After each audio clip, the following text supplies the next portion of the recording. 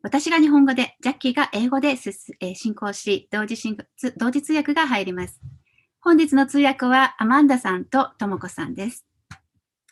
さて、私たちウェメンズアイは宮城県南三陸町拠点に活動しています。2011年の東日本大震災の後に設立され、約10年にわたって東北地方の女性のエンパワーメントに取り組んでまいりました。本日の登壇者6名は、ウェメンズアイが開催したエンパワーメント研修の参加者です。この研修、グラスルーツアカデミー東北は2015年にスタートした合宿研修で、地域のために活動する女性を対象に、宮城、岩手、福島で3日間と研修をこれまでに、東北で7回、アメリカのシアトルとロサンゼルスで1週間の宿泊研修を2回開催し、これまで100名の女性たちが参加してくれました。それではここで今日のもう一人の主催者、エンジョイ多様性と革新の CEO、ジャッキー・スティールがご挨拶をさせていただきます。Hello, everyone. Good morning, good evening, good afternoon from all parts of the world. Thank you so much for joining our event. It is a pleasure for me to co-host today's event with Megami Ishimoto. I am a longtime Canadian political scientist teaching in Japan, and also the recent founder and CEO of Diversity and Innovation Consulting. We are an edutech company, and we're working to support companies in Japan and also in other countries with intersectional diversity, equity, and innovation learnings so that we can really build a more inclusive and innovative society. Through a very thoughtful and fruitful collaboration with NPO Women's Eye over the past 5 years, while I was initially a professor at the University of Tokyo, Megami and I were able to build a participatory action research project. And this research project allowed me to track the social impact of NPO Women's Eye, particularly of their grassroots academy programming in Tohoku over the last 5 years. And they have hosted 7 domestic academies and 3 international academies. And I think that, frankly, NPO Women's Eye has done such important work networking young women leaders across the region in the post-disaster context to amplify their impact, their agency, and their courage and their confidence. The goal of the research project was to sort of follow and trace the intersections of these women's leadership pathways, the challenges they were really facing at the grassroots in their communities, and the ways in which, from my perspective, their community's development post-disaster, how is that so intimately tied to their own personal and professional well-being, and tied to the way they understood their freedom, their opportunities in the region, and of course, their well-being. This project was gratefully funded by the Japan Society for the Promotion of Science and also by the University of Tokyo's Social Science of Crisis Risk project. And I had the pleasure of creating a traveling photo exhibit to feature 9 of the women, including NPO Women's Eye's leader, Megami Ishimoto. And we were able to bring this to Los Angeles for the International Grassroots Academy held there with the thanks of Dr. Lucy Jones. And I'm thankful to be trying to compile all of these research insights I have gained from the women leaders in this room and the over 100 women who joined these academies and leadership training to build a book project and a book that will talk about the importance of nation building by women, by diverse women, in terms of building an inclusive Japan, an inclusive and diverse, and really a Japan that's going to be building a more democratic engagement for all different types of families and all different types of individuals.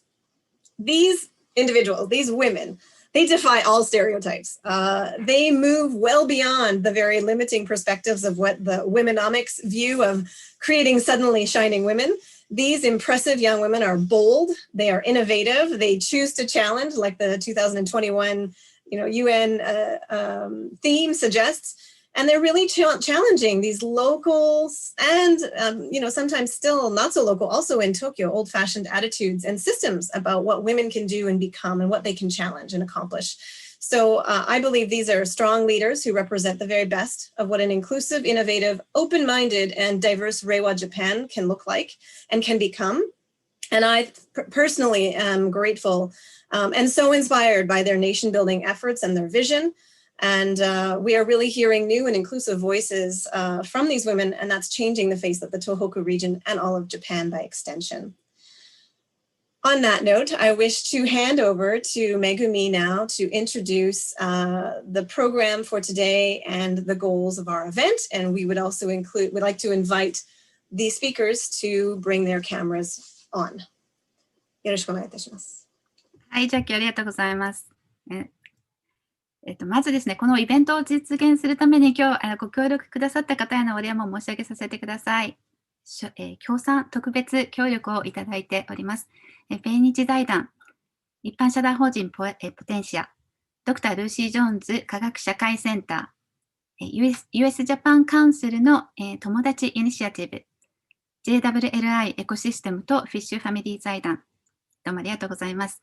そして今日は170を超える方々からサインアップされているので、随時皆さん参加されてくると思いますが、その中でもですね、海外からもたくさんの方が参加してくださっています。アメリカだけではなく、アルゼンチン、ペルー、スペイン、ノルウェー、フィリピン、韓国などからも参加してくださっています。また、グラスルーツアカデミー東北をシアトル、ロサンゼルスで開催したときに直接関わってサポートしてくださった方も参加してくださっています。本日のプログラムは5人の女性のストーリーテリングと1名が詩の朗読を行います。そしてコメンテーターの2人よりコメントをいただき、最後にフロアの皆様とチャットを通じてご質問やコメントの交流をさせていただきたく存じます。東日本大震災から10年が経ちました。これまで日本国内外から応援をしてくださった皆様、どこにいても気持ちを寄せてくださっている皆様、お礼と東北のその後を私たちなりにお伝えしたいと思って本日のイベントを企画いたしました。今日はストーリーテリングを行いますが、1人10分ほどの時間で5人の女性が自分の言葉で語ってまいります。震災後の地域でみんなが幸せに生きていけるよう、その場、その地域で変革に挑み続けている女性たちの話です。それではお待たせいたしました。ストーリングテリング1人目は天沢ひろ子さんです。ひっこことひろこさんは宮城県気仙沼市出身で、気仙沼市内の高校卒業後、仙台で仕事を経験した後、2010年秋に親子3人で気仙沼に U ターンしました。その後、2015年から NPO 法人浜ワラスの事務局を担っています。浜ワラスは主に子どもの自然学習を行っています。津波があった海を恐れるだけではなく、海と共に生きる街で海を使った子どもの学びの場です。それでは天沢ひろ子さんのストーリーを聞かせていただきましょう。はい、皆さんこんにちは。私は NPO 法人浜ワラスで事務局をしております天沢ひろ子と申します。宮城県気仙沼市で子どもたちの自然体験活動をしています。震災から2年後の2013年、震災により海と人が遠ざかりつつあった気仙沼で、子どもたちが海と親しむことは、この地域で暮らしていくためにはとても重要で、タブーとされた海での活動でしたが、震災を経験した子どもたちにとっては心のケアとして始まりました。この活動には2015年 NPO 設立と同時に私も事務局として関わり始めました。2015年復興真っ盛り、自分にできることは何なのかを考えているときにちょうど機会が巡ってきました。震災当時、私は妊娠中だったため、身動きが取れず、人の役に立っていない、何もできなかったという引け目がずっとありました。震災の話を語ろうとすると、胸が苦しくなり、涙が出ます。震災関連の情報番組は、今でも見ていられません。しかし、私はこの気仙沼で生まれ、そして海で育てられました。震災でとても恐ろしい海を見たけれど、どうしても海を嫌いにはなれなかったのです。もちろん、恐怖もありました。ただ、恵みもあることを知っています。それを子どもたちにも知ってほしいという思いで活動を始めました。確かに、海は時として恐ろしくもありますが、私たちはこの海の恩恵を受け、そして自然に生かされている。子どもたちにはそのことを深く知ってほしいと思います。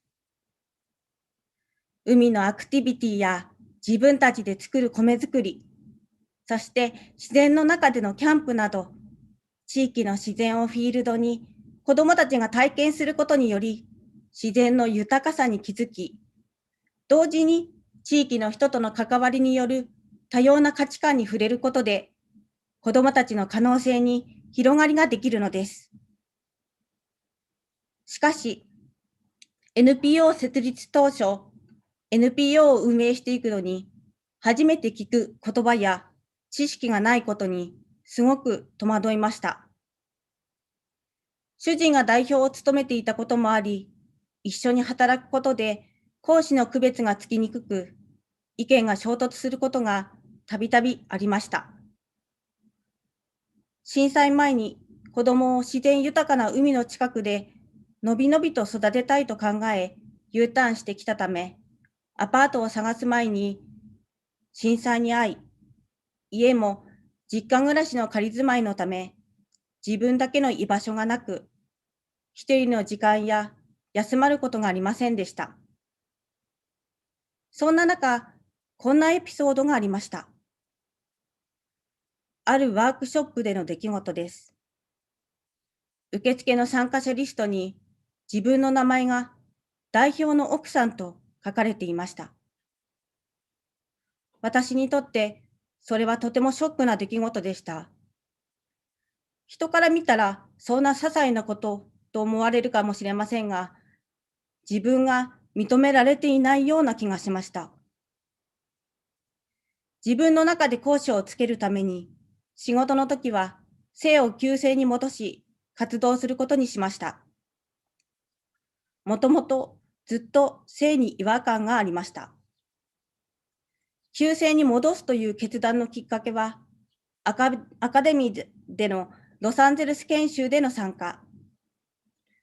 ロサンゼルスで出会った女性たちのたくましさ、強さ、そして自分で切り開く行動力。日本だとお母さんや妻というラベルのせいで、こうでなくちゃいけない、何々しなくてはならないと、実は自分自身でセーブしていることに気づきました。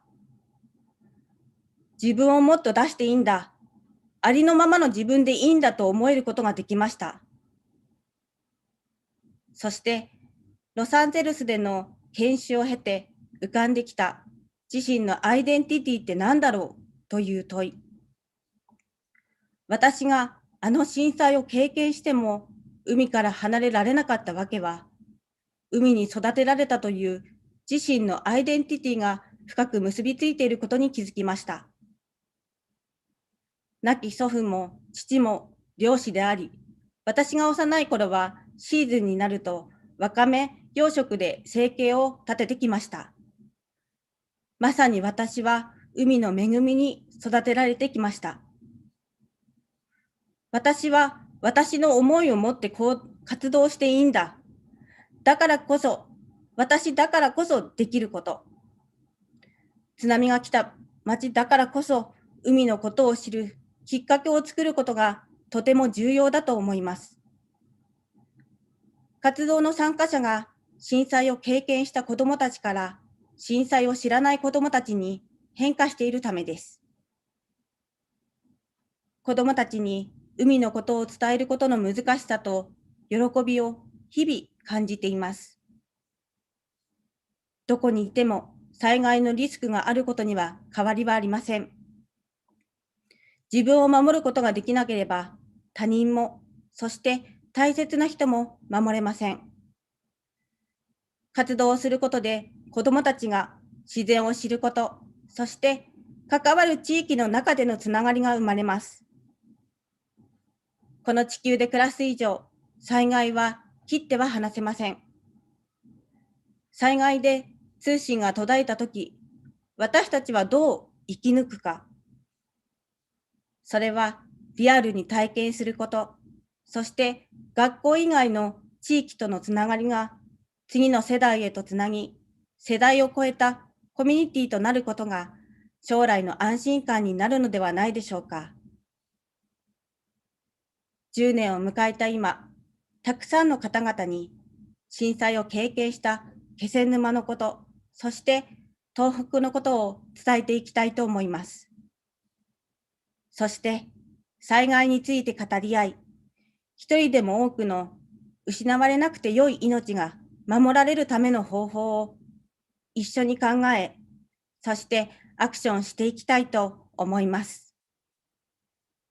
ありがとうございました。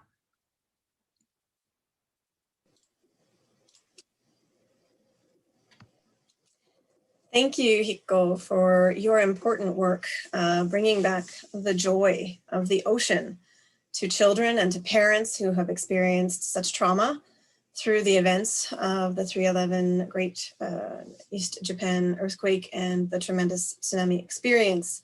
Your organization's efforts are so pivotal to the healing we need for our hearts to move back to living with the power of Mother Nature, and that power is impressive, it is awesome. It can also be frightful, but finding a way forward to live with the ocean as your organization is doing is so important to the next generation, and that we can find also a new balance.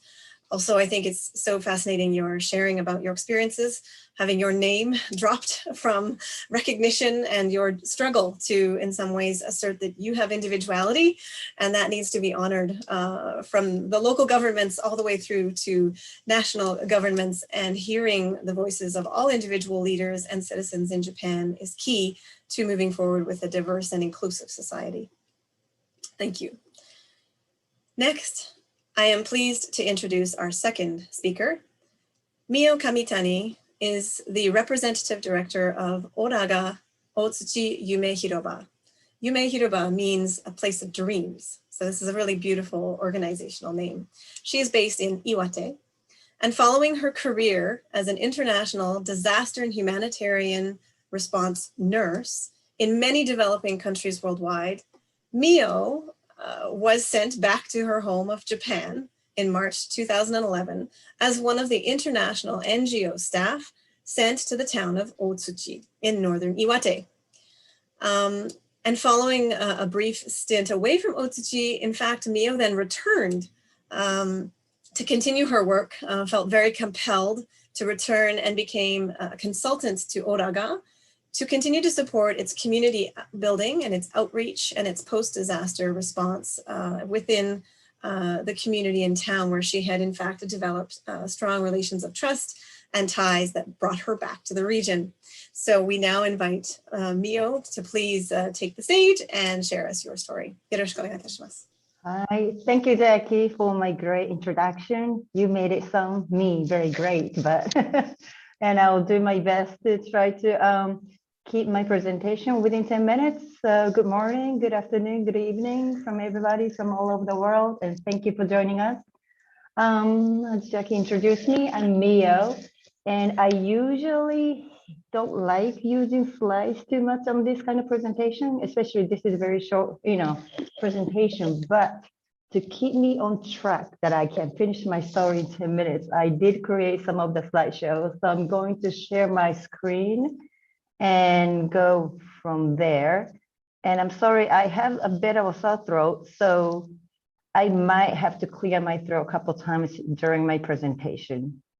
So here you go. I think now you see my screen. Originally, I am from Nagoya of Japan, and I have a map of Japan just in case you're not too familiar with the geography of Japan. So where the red dot is, right in the middle of Japan, that's where Nagoya. So I was born and raised in Nagoya, but I left Japan about when I was like 16 years old, I think, simply because I didn't like Japan. And so right now where I'm connecting is actually, here, with that the purple dot, where in the yellow colored zone number 3. And when I was growing up in Nagoya and I left Japan, so I had no relationship to Tohoku region, let alone Otsuchi. I didn't know the name of the town, Otsuchi, till the moment I was sent through the NGO after 3/11. So I'm going to talk about my journey, why I end up in Otsuchi, Iwate, and now I live here with my family. Okay, sorry, somehow. Okay, here you go. Sorry, there's some glitch that I can't share my slides fluently. So anyway, so here's the map of the world, and where the red dots are areas that or countries that I have worked. So as you can see, I'm doing my best avoiding working in Japan all these years up till 3/11. And the reason I went to, or I was sent to Otis is that at the time of 3/11, I was actually in Vietnam working as a nurse. But my assignment, my job there was finishing at the end of March anyway. And I had been accepted to a master degree program in London from that September. So I had about 5 months in between where I finished my assignment till I go on to London. So I figured 5 months, London is quite expensive. So I was going to go back to the States, or I was going to go back to Japan to work as a nurse to make some money. And I figured it would be easier to stay with my parents' house in Japan. So I was planning on coming back anyway. So when 3/11 happened and I was watching that in Vietnam through BBC, the internet, and I realized, okay, this is the first time I'm going back to Japan for such a long time. 5 months is a very long time for me to be in Japan. And this happened. So it was almost calling. Although I'm not a religious person, I felt like I had to go there. I had to be with the people in need. I didn't know what I could do. I had almost no ties to any of the Japanese organizations, but I started contacting a couple of different organizations, and one organization, which is actually a Korean-based organization, was willing to take me on for 5 months contract. So I made a contract with them and they sent me to Otsuchi. And till then I was dealing with them through email, through, in English.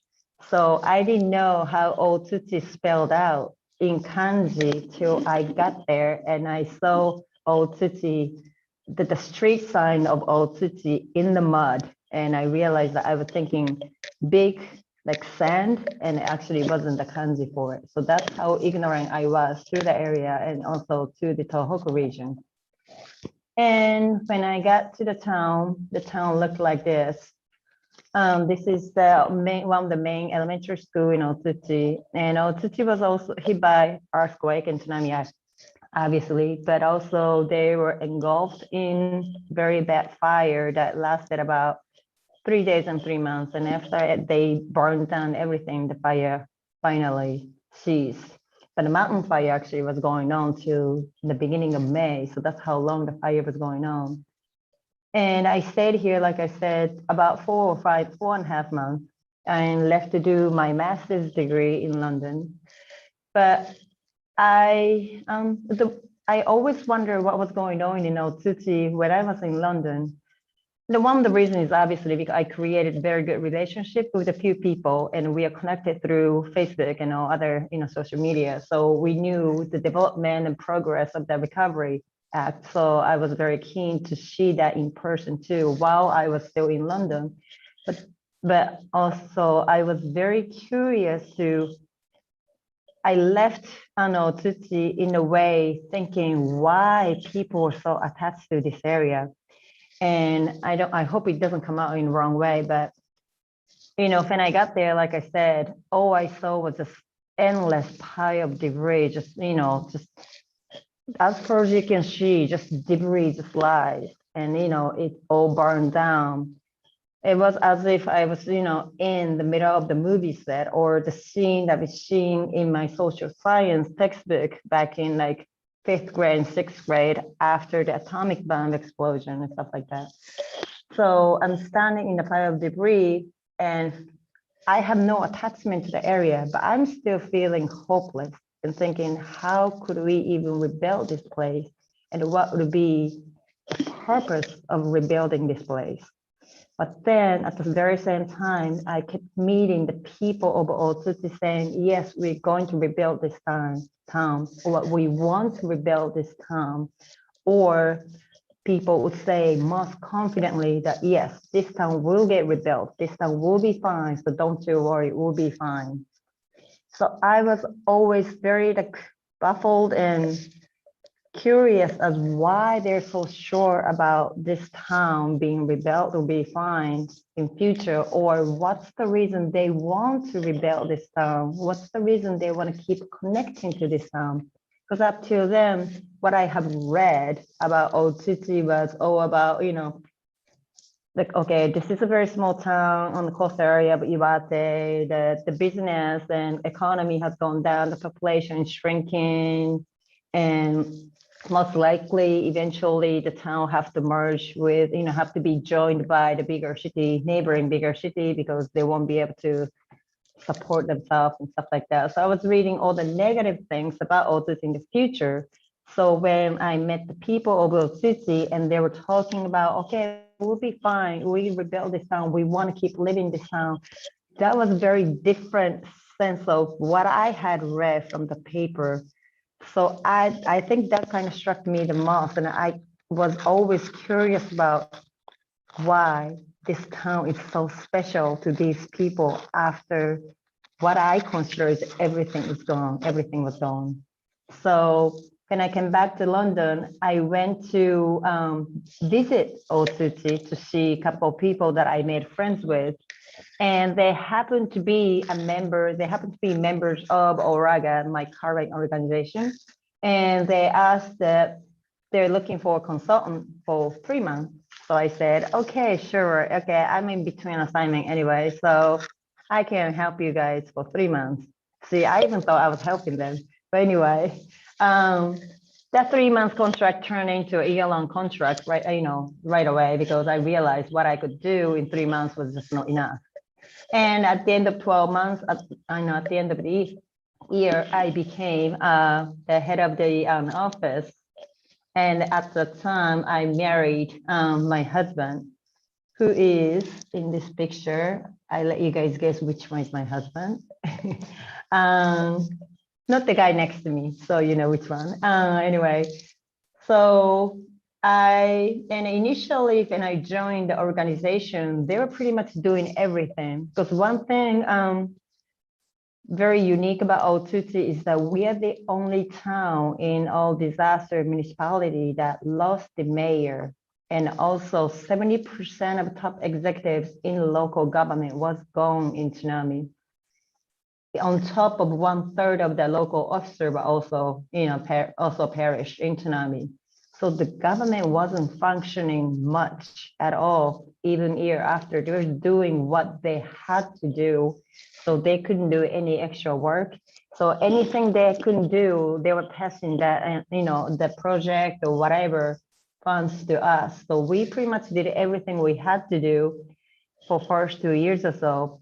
But eventually we start talking about what our purpose is for staying here and rebuilding Otsuchi. And we came up with 3 main projects.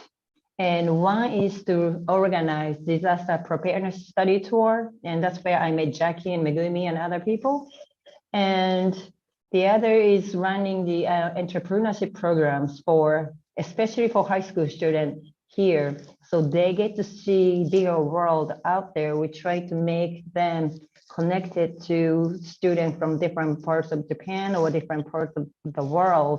So we don't do that to encourage them to leave Otsuchi, but we think it is important for them that the world do exist outside of Otsuchi, and it is up to them to choose where and what they want to learn. And also right now, one of the main projects that we do is the managing a community hall. And these 3 seems very different type of project, but what we focus, what we think is very important, and what we always think about before taking on a new project is how is this going to empower the local people, especially the youth of the local people. Because after all, the town will be rebuilt. with Japanese technology and money and very studious working people, the hardware of the town will be built, will finish eventually, but it is the people that are going to make the town interesting and fun and also worthy of living. So we figure it is our job to empower the people so the people want to join raising the town. And when I say raise, not by the hardware, but from the soft community building standpoint. And the name of our organization, as Zaki said in the beginning, is our dream field in local dialect. Oraga is very local dialect. And it's my pleasure to say this, but since last year, I finally feel that we are realizing the name of the organization, such as 2 of the high school students who used to join our high school project now are joining from this year. 2 of them are joining me as a staff because they want to do something for the community. And also the beginning of last year, when the pandemic hit the world and everybody kind of froze up, didn't know what to do. One of the mother from this area, she had an idea of running a food bank for single mother household because we have very, very high percentage of single mother household in El Tutti, very high. And usually multiple kids as well. And she didn't know how to start the food bank. So she came to me. So in a very small scale, we were able to start food bank for single mothers.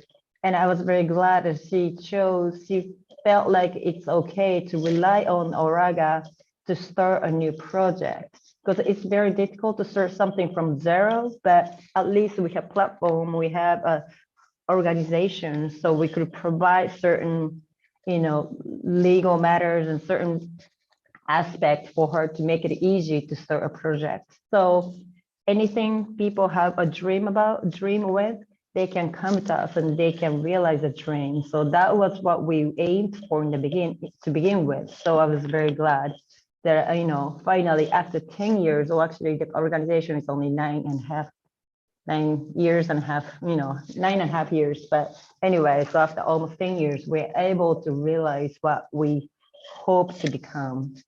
Now, this is my last slide. I hope I'm not running over the 10 minutes. I lost track of my time. Anyway, so what you're seeing is picture of me and my son. He's gonna be turning 6 soon, and this was taken on the Christmas day, last Christmas. And for Japanese listeners, I'm sure you know Kimetsu no Yaiba. So obviously he's crazy about Kimetsu no Yaiba. So his father, my husband, made a box that Nezuko is in to be carried. But anyway, for those of you who didn't understand, sorry. So he was so proud. So we took the picture, but I think this picture really represents where we are at right now, and I really liked it. It is through the disaster preparedness program that I run, or we run through Oraga, is that I have learned so much, and also I changed how I view life. And when I talk about disaster preparedness program, it is often mistaken for, it's about, okay, what you are going to prepare, what you're going to store up in your house, and, you get an emergency bag ready, and you know where to go in case of emergency. And yes, all those, all of above are very important to do because you never know when the natural disaster strike you. But still, what I see disaster preparedness now is how I live and how people live. So more I do about disaster preparedness, and when I say this, I don't mean to say in a very sad, pessimistic way, but there is no guarantee that I'm going to live forever for my son. And although I do everything right to prepare for the disaster, at the wrong time and wrong place, I might not be able to make it. And when I realized that, because that's what life is, we don't know when we die. And of course, I'll do my best to live for my son as long as I can, but there is no guarantee that I could do that. And when I realized that, but I have a connection of people here. There are enough people who care for him besides my family members, some extended family members, the community and group of people who love him, who care for him. If he's running around my house on the street, they would, say, hey, what are you doing? And if the cars come by, they say, watch out, there's car coming, and stuff like that.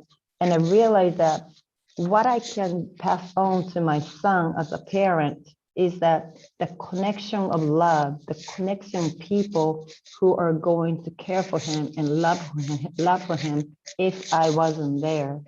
So when I came to that awareness, I realized that that's what the community is. And the people of Otsuchi knew that and had that.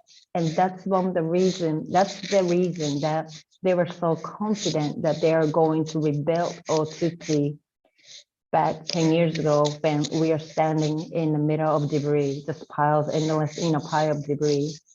So I never knew what the community was growing up in Nagoya, but now I feel like I'm a part of community here, and I feel very connected to a lot of people here, and that gives me a sense of security that I can raise my son and I can be with my family here. So I'm very grateful.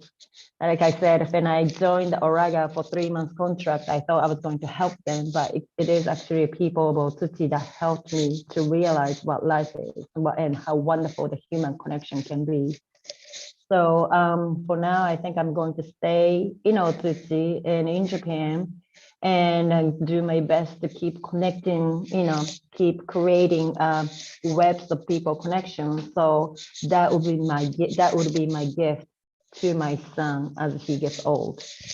Yes, the small community, that it does make things difficult sometimes, especially for women, especially for a person like me who lived most of her life in the States. Yes, I get looked down a lot because I'm a woman and just because I speak too much. But I learned that, okay, I can let those go. And, they're just not confident. So I keep pushing the door that I feel needs to be opened. And I feel like a little by little, even older men, to see it changing. So I hope to keep pushing as far as I can and try to enjoy my life, because that's another my mission is that I want to show how much I enjoy my life here to the younger people here. If the adults are enjoying life here, the kids will learn, okay, we can have a very enjoyable and very fun life here. And that's the best way to recruit or ask kids to stay in the community. Okay, that's it. Thank you for listening.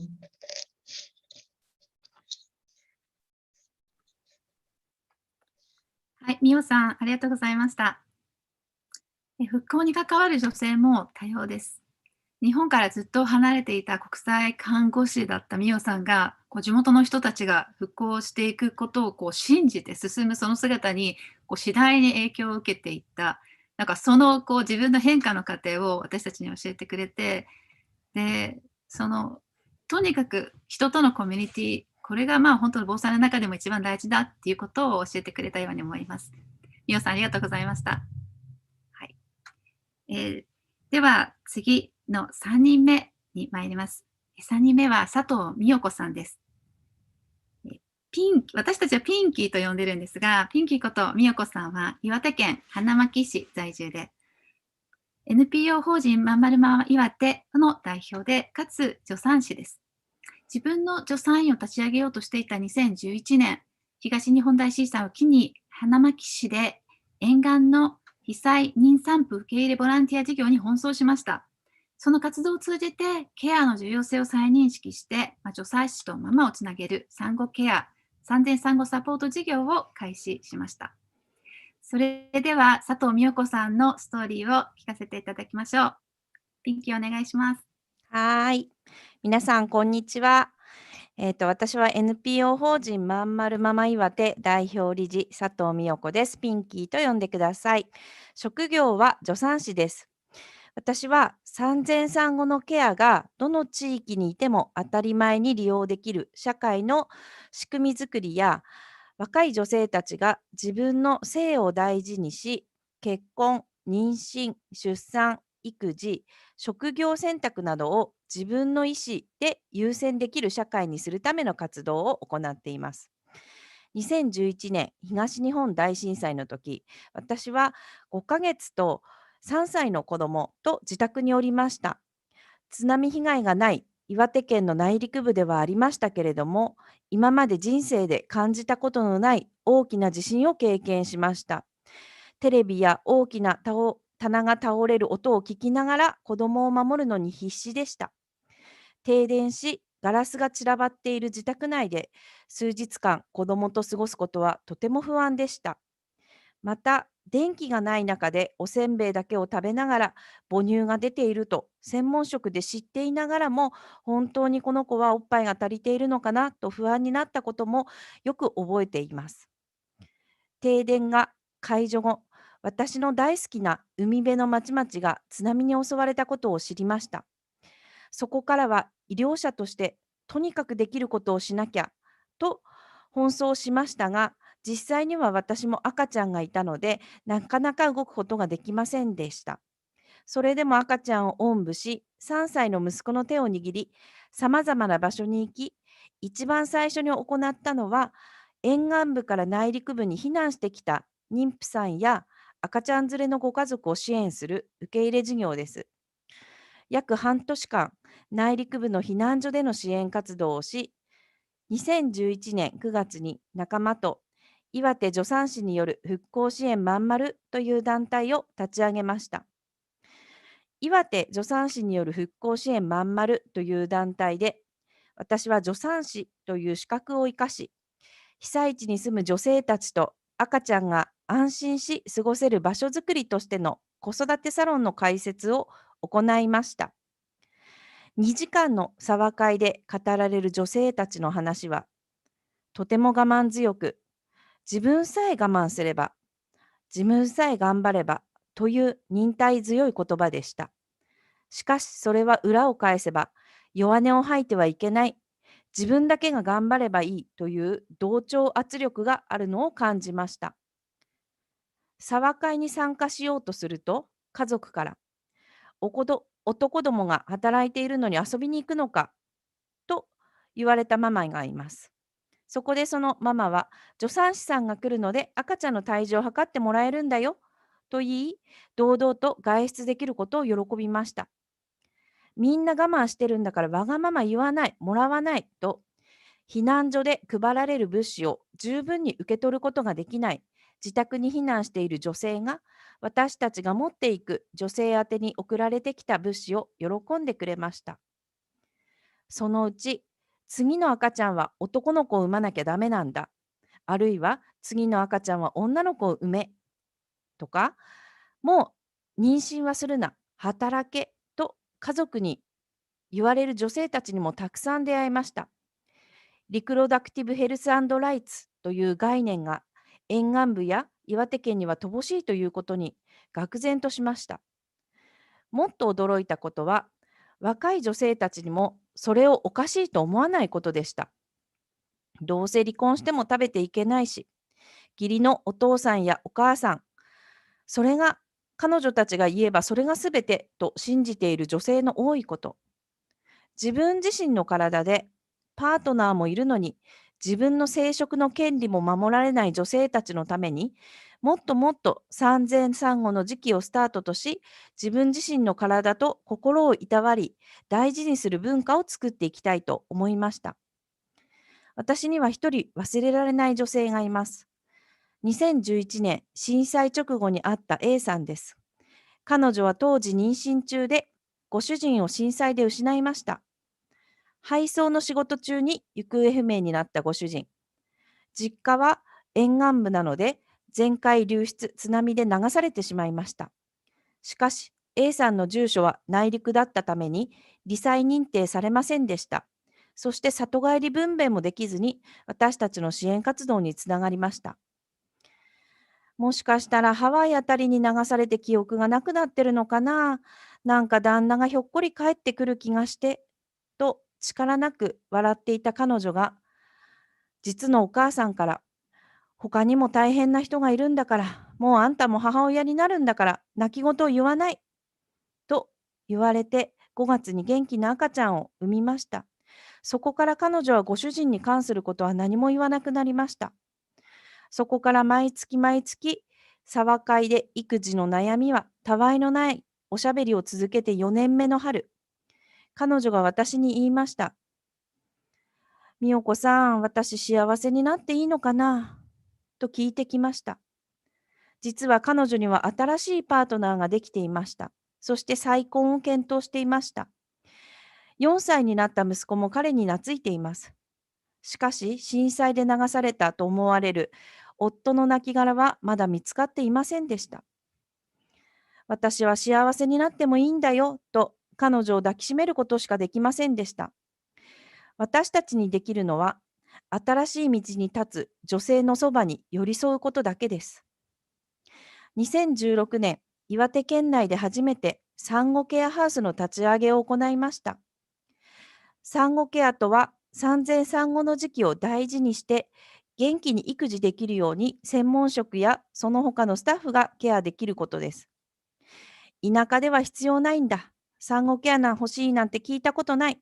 若いあんたにできるの？と否定的な意見が多い中、チャレンジしたのは、2011年から私たちが支援した女性たちが仲間になったことでした。被災し、妊娠、出産、子育てに苦労した女性たちがケアを受けることでエンパワーメントされ、次の女性たちにより良い環境を提供しようとコアチームに入ったことで、より具体的な支援策や、また助産師の専門職以外の知識の豊富さに助けられて、一緒にチャレンジできました。私たちの団体の、今の現在の副代表の佐々木も、大槌町で妊娠中に被災し、当時内陸部に避難してきたお母さんの一人です。今では私たちの団体にとって、とても頼りになるかけがえのない存在です。昨年から今年にかけては、新型コロナウイルスの影響で、県外に出ることができなかったこと、親しい友人同士の会食ができなかったことで、自分のストレス回避が難しくなったと感じています。また、コロナウイルスで不安を抱えるママたちがうつ状態になり、それを支える私たちも疲弊しました。しかし、震災で自分たちの気持ちに正直に過ごしていいことを知った。また、状況は少しずつ進んでいくと実感した経験から、今も立ち向かうことができています。今、2021年の時点で産後家は3市から委託を受け、また子育てサロンは4市町村から委託を受け、現在も釜石や大槌町など被災地を含む県内で活動しています。わずか4人でスタートした小さな活動が現在法人化し、年間4000万を超える事業費をやりくりし、10人以上の雇用を生む団体になりました。今では年間1000人以上の母親たちが私たちの事業を利用してくれています。少しずつですが、自分を大事にするという文化が浸透していけばいいなと感じながら活動を続けていきます。そして現在岩手県内で産前産後の女性たちを産前から産後まで切れ目なく個別、そして地域ぐるみでケアできるのは私たちの団体のみです。ここで産んでよかった。ここがあるからもう一人産んでみたい。と言ってもらえる私たちの地域をこれからもどんどん増やしていきたいと思っています。ご清聴ありがとうございました。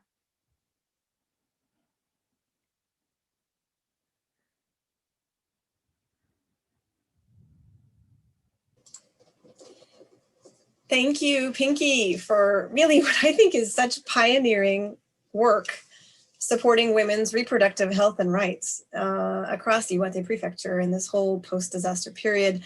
I think you are a true inspiration, and your leadership is really essential for women and for men and partners and families and governments to understand and realize that women must have a sense of entitlement and right to decide over their own pathway, their own self-determination. And that means choosing to have children, choosing not to have children, how many children to have children, when to work. These are all choices that we need to have some individual recognition of women's right to choose, and think about their family happiness and their individual happiness together. And I think one thing I've learned from your journey in following all that you've done is, if we want communities to really thrive and have resilience, we need to take seriously this idea that a mother's happiness and women's happiness has to be essentially a priority, a top priority for society, for policymakers, and for governments. We can't just keep expecting women to suffer and sacrifice everything in their lives for the benefit of everyone else.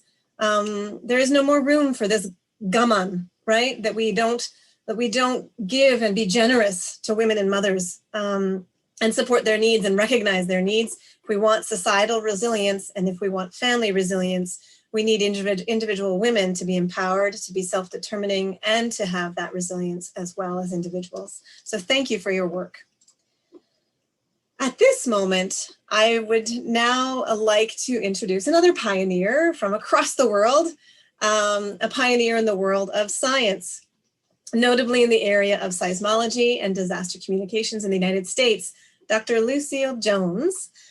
She spent her career at the United States, advancing research and literacy on earthquakes, and very often serving as the scientist public figure and the face of risk communication.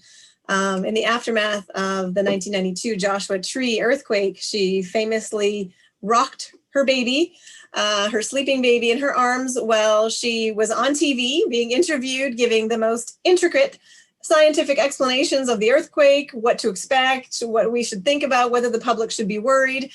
And this was one of the very first important, I think, debuts in terms of seeing a really top leading women's seismology expert guide Americans, all the while rocking a baby, multitasking with this sleeping baby in her arms. She's a professor at Caltech, and she is also now the founder of the Dr. Lucy Jones Center for Science and Society in Los Angeles. And she was a very precious collaborator of the Second International Grassroots Academy held in Los Angeles, where we were able to take young women leaders from Tohoku, and they were publicly recognized by the Mayor Eric Garcetti at the time, thanks to Lucy's deep relations of trust and work with the mayoral office in LA. Lucy, could I invite you to kindly share your comments and reactions with us from the first stories that we've heard here from the women from Tohoku? The floor is yours. Thank you, Jackie. And of course, all of these women, I was, glad to meet some of them here in Los Angeles. And of course, I got back to talk with Mio, going back to Tohoku to try to explain how, as a scientist, I look at what's going on there. And there's a few themes that I hear, and I bet you we get a few more of them as we go forward too. Disasters shake up your world. They shake up your worldview, and they can become even more frightening because so much is lost.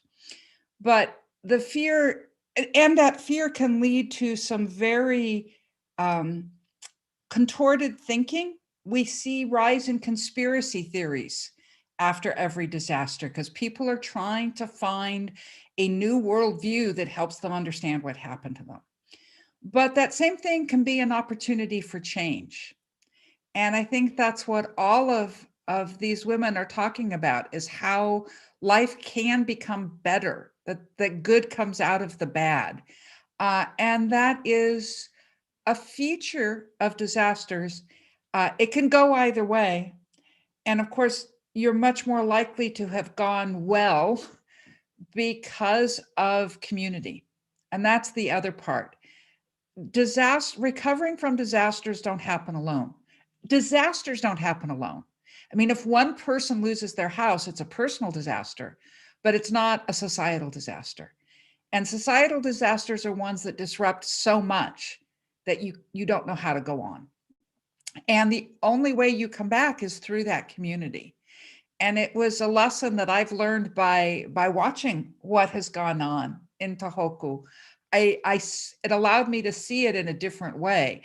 I can do the research studies. I can look at economic recovery patterns. And in fact, social scientists have shown high social capital improves recovery. But your stories are the reality of it. And I think that it's a lesson that everyone should use, because as one of you said, a disaster can happen to anybody at any time, wherever we are. And the degree you're going to be able to recover is going to be the people that you can turn to, because recovery may be measured in economics, but it happens through people. And I think we're hearing it through every one of these. And the ability to depend on yourselves and others are, when I was visiting in Otsuchi, Mio said to me something that's really stayed with me, which was that one of the mistakes was depending on the scientists too much. And people didn't make decisions for themselves. And I think that's really important. As a scientist, I'm trying to get you the best information. But as a scientist, I also know I might be wrong. And people who aren't scientists tend to forget that. We assume we're wrong all the time. So we assume everybody else knows that. And to remember that we're doing our best, but we might be wrong, and it's up to you to make decisions for yourself. That's the other thing and every one of you are making decisions for yourself. And that's really powerful. Thank you, Lucy. That is, as a political scientist, makes my heart sing. The power, right, of like this democratizing moment in Japan and in Tohoku, where at the end of the day, you're left, and myself, when I was in Sendai too, with a 7-month-old baby, you're left to decide based on imperfect information, partial information. You make the best decisions you can to take care of the people you need to take care of and to help your community move forward and your family move forward. And it's that interdependence that is so key. But as you say, helping individuals reclaim that they are ultimately responsible and must be the leaders in their own lives to just wade through all of the information and make the best decisions they can and prepare as best they can as individuals. We can't wait for governments. Your own and do Right. it with others. Right. I realized one other thing I wanted to say. Yes. Right now in the United States, we are undergoing a slow disaster. All of the world is with the pandemic. In America, we've handled it so badly. We're approaching 600,000 dead. Right? And all the things that happen to you in a moment is happening slowly to our society. And the opportunity for change, watching the discussion about racial reckoning in the United States, finally facing up to those problems, some of that is happening because of the pandemic. And I think of you as inspiration that good can come out of this, that we can take the disruption and use it to create better things. I'm hoping we do it. I'm proud of watching you guys having done it. Wonderful. Thank you so much, Lucy, for your comments. And certainly we know even in the Japanese character word of opportunity, there's always crisis or opportunity in crisis, right? So let's move that forward. And we hope that as well for all countries dealing with the global pandemic at the moment and finding ways to build social capital forward so that we are more resilient and have more social justice to fall back on as a safety net together as a community. I would also now like to introduce our second esteemed commentator. Jim Ulak became president of the U.S.-Japan Foundation in November 2019, and he came to the USJF after serving nearly 25 years at the National Museum of Asian Art Freer Gallery of Art and Arthur M. Sackler Gallery at the Smithsonian Institution in Washington, D.C. And I think it's really interesting, worth noting that on April 29th, 2010, the government of Japan awarded Mr. Ulak the Order of the Rising Sun, gold rays with rosette, in recognition for his exceptional achievement in strengthening the Japan-US bilateral relations in the area of cultural exchange.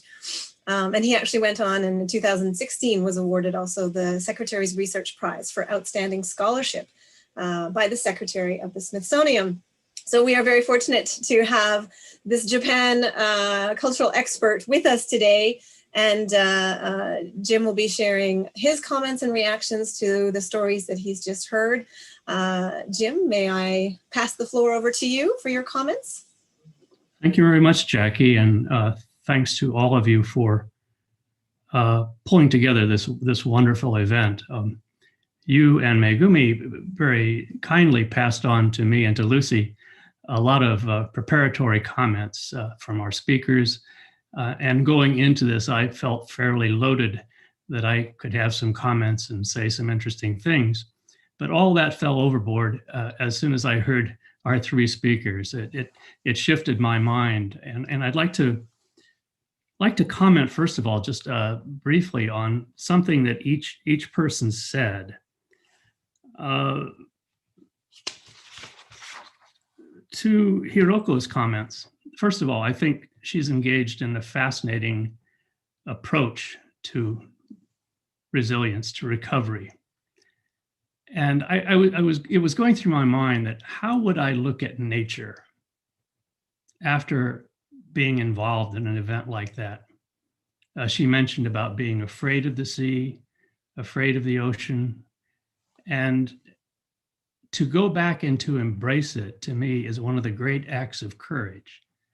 Her life is there, her family's life is there, and it's like learning to drive again after an accident. It's all of these things that I think might go unnoticed, but are profoundly important when there are disasters. Big transport airplanes fly in supplies, doctors rush to help people, all these sorts of things that we take to associate with disaster recovery. But it's in this more subtle, almost primal way that she has gone back to the sea. I noted in her biography she's a surfer. And to have the courage to do that, I think is a terrific lesson. I really appreciate that. Mio's comments were particularly striking. Vast experience worldwide, a nurse, all of this experience, skill coming back to a Japan that she has felt ambiguous about. I thought that was a fascinating story, but what struck me was the notion that where she redefined what disaster preparedness was. You can have all the canned goods you want. You can have all the phone networks you can imagine to protect your children, your family. But at the end of the day, there's nothing that can protect you. And that realization, that deep realization in your heart, is a profound lesson. You do what you can. It came to my mind, I knew a very old man many years ago, 30 years ago. He's since passed on. But he was living in a village not far north of the 38th parallel in Korea when the invasion came down, what became the Korean War. He fled and managed to escape. But ever since that day, from about 1952 until he passed away in the 1980s, wherever he was, he always kept a small bag packed by his door with his toothbrush, clean clothes, some cash. He never forgot that. He was always prepared.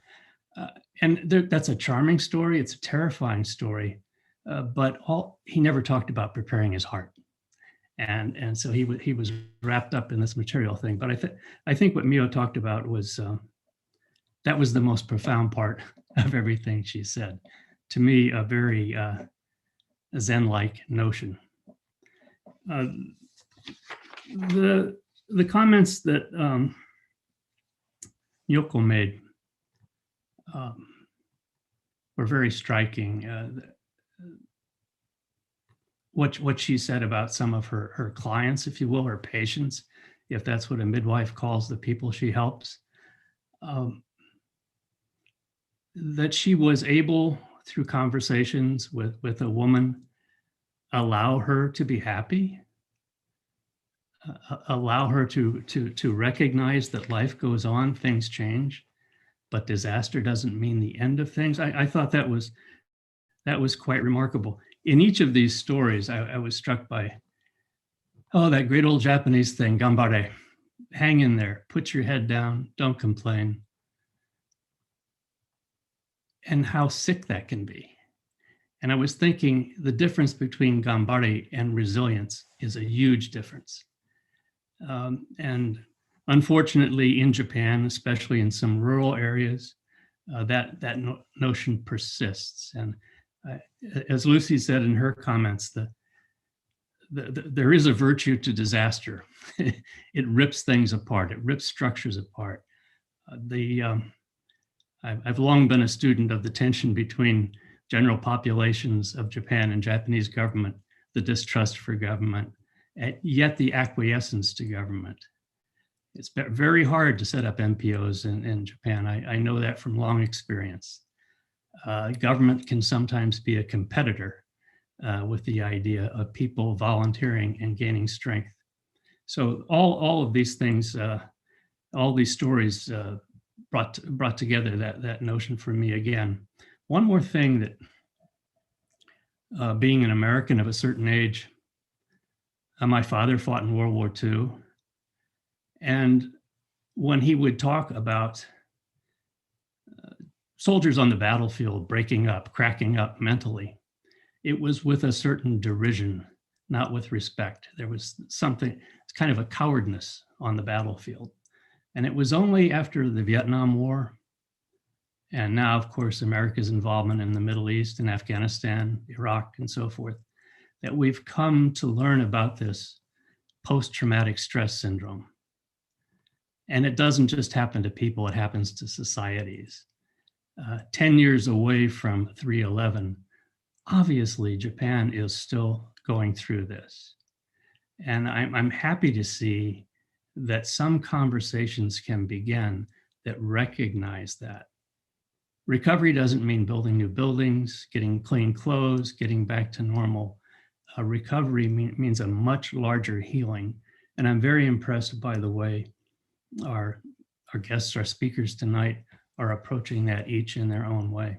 Those are my comments. Thank you. Thank you so much, Jim, for such enlightened also comments and sort of a deep reflection on the broader, I guess, political psychology of what disasters do to our human systems, to our people systems, to our relationships, and to our hearts more than anything. And I think, as you mentioned, that comes through loud and clear in the three stories we've already just heard. And I would love to now hand over to Megami to continue with our second half of the presentations as well. よろしくお願いいたします。はい。ルーシーさん、ジェームスさん、コメントありがとうございました。それでは次、4人目は佐原真希さんです。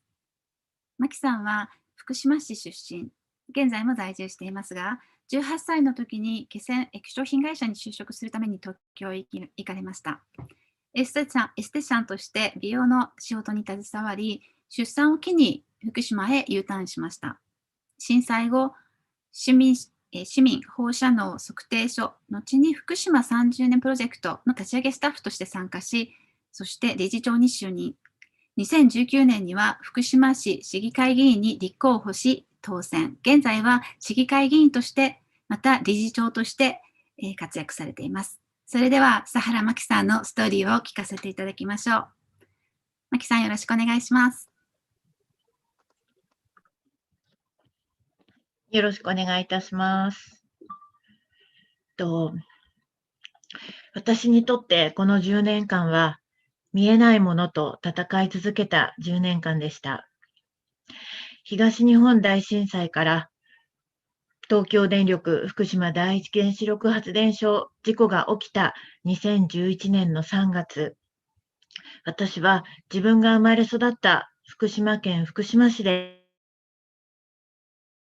暮らしていました。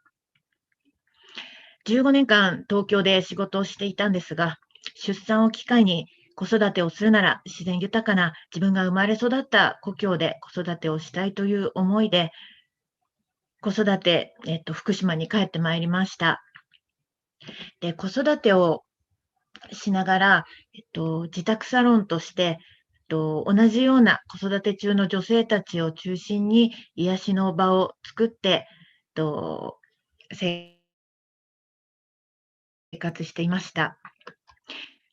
のんびり子育てしていた日々からは、生活も価値観も一変し、その時その時で大事だと思うこと、必要なこと、大切なことは何かということをずっと考え続けた日々となりました。今でもまだまだわからないことが多く、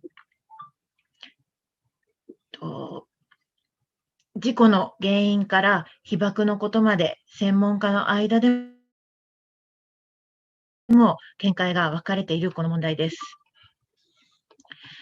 事故当時、普通の母である私たちは何が正しい判断なのかを知る術はありませんでした。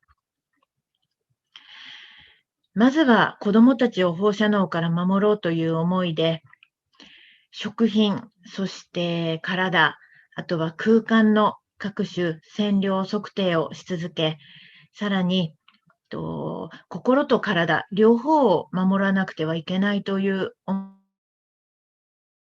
思いから、子育て中のお母さんたちの健康相談会ですとか交流会をメインに担当し、NPO として活動してまいりました。当時、同じ立場の子育て中のママさんたちを守ることは、避難できない中で我が子を守るということにもつながると感じたからです。当たり前にできていたことが当たり前でなくなった原発事故後の福島。この10年間、その時々なりの問題にたくさんの人たちが悩み続けました。住み慣れた大切な故郷からの避難を選択した人、避難をしたくても事情によってそれが叶わなかった人、そして価値観の違いから家族、友人とのつながりを断ち切るしかなかった人、何が正しい情報なのか分からず、様々なことを選択しなければいけなかった日々。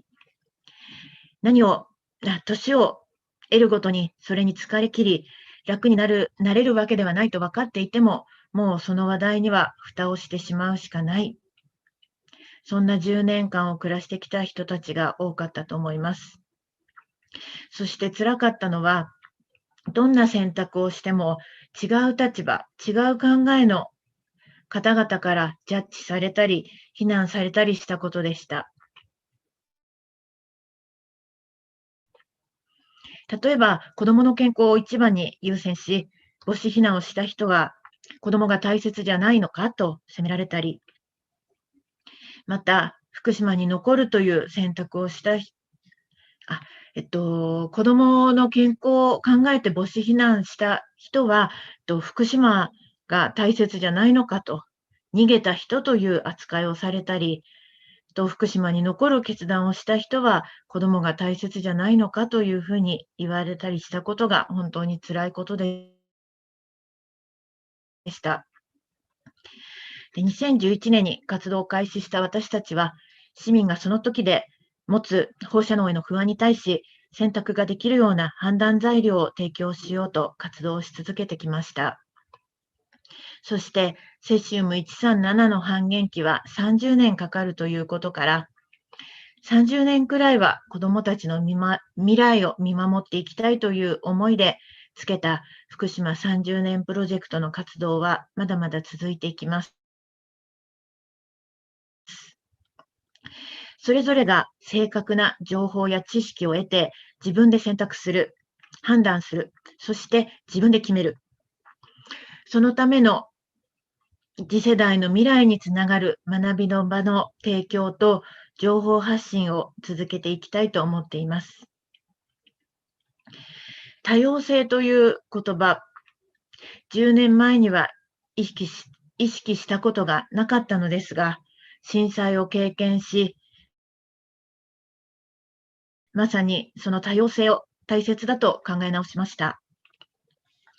それぞれが大切だと思うことを選択でき、尊重できる社会であるべきだと感じ、強さとしなやかさを重視してこの10年間暮らしてきました。そして震災から7、8年経った頃、NPO だけでは足りなかった部分をどう変えていけるのかということを考え始めました。このウィメンズアイが企画しているグラスルーツアカデミーに参加していたこともあり、意思決定の場に女性の声が足りていないということをすごく問題だと感じていました。ジャッキーやめぐみさんたちの話を聞いていて、そこに力を入れていかなきゃいけないと感じた私は、市議会議員選挙に出馬をし、最下位ではありましたが、無事当選することができました。私が出馬した時には、女性が、35人市議会議員いる中で、女性がたったの3人しかいなかったのです。で、不安を抱えた人々の声を聞く、声が小さい人たちの思いをしっかり届ける。NPO として活動してきた私は、社会的弱者と言われる人たちを守りたいという思いが一番でした。そして、不安を抱える人々をどう支えるかは、NPO も市議会議員としても役割は共通しているように感じています。市議会議員になってからは、女性の力を生かした防災にも力を入れています。そして感じることがあります。このコロナ禍である今、当たり前にできていたことを止められ、自粛を促され、思うように動けない我慢だらけの2020年、そして今の日本、心と体の健康と経済を回すことが天秤にかけられての矛盾だらけの、天秤にかけられての様々な矛盾や、そして立場の違いによって様々な、葛藤があります。どの選択が正しいのか分からず、考えや価値観の違いに口をつぐむ瞬間も多くあったと思います。それでも正解が分からない以上、念のための行動を取るべき。このコロナ禍を経験して、私は原発事故後の福島の状況と被って見えるところがいくつもあったように思います。これから20年先に未来を担う子どもたちが健やかに成長できる時代を迎えていくために、私たちが、そしてこの福島が健全な暮らしを回復するまで見守っていくつもりです。その時は不安なことは不安だと言える。そして価値観の違いを尊重し、認め合える社会であってほしいと願っています。以上です。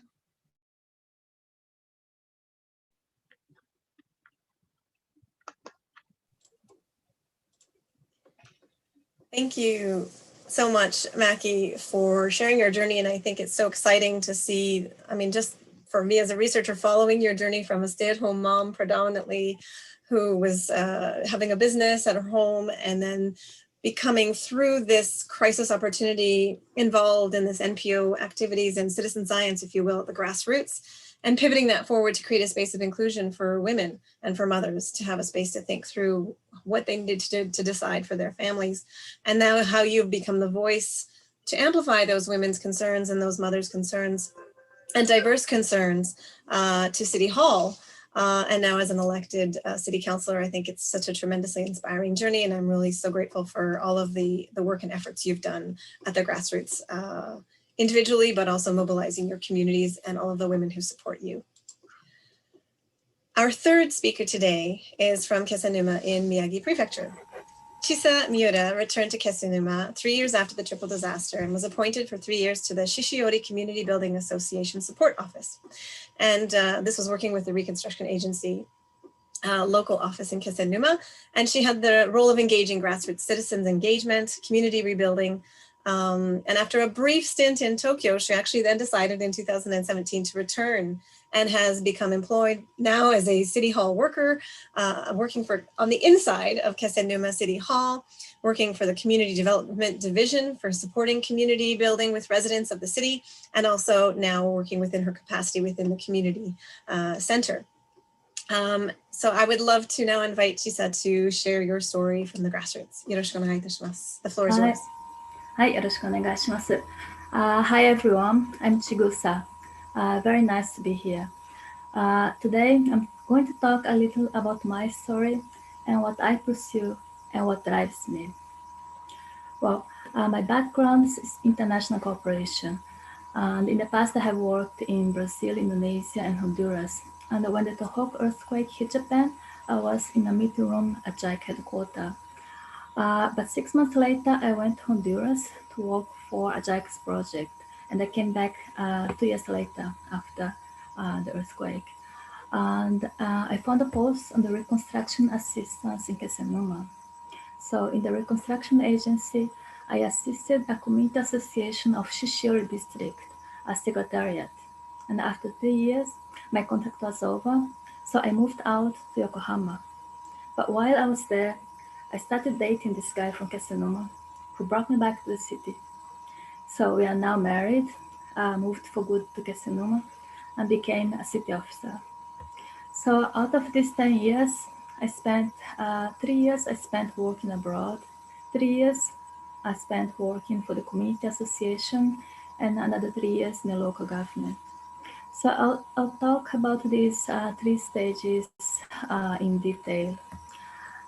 First, about the community association of Shishiori that I worked for and that I still belong to. My role as a secretariat was to assist the community to get together and discuss how they want their town to be recovered and have their voice heard by the government and or act on it. So basically my work was to promote citizen participation in the recovery process.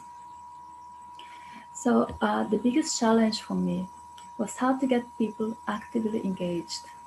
So at the time, people were still fixing their lives and didn't have the time, no motivation to pursue the public good of improving their community.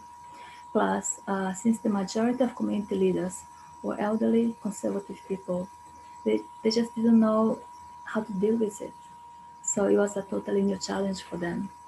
So I remember the very first meeting I had with them, I asked what they need or how could I help them, but no one answered.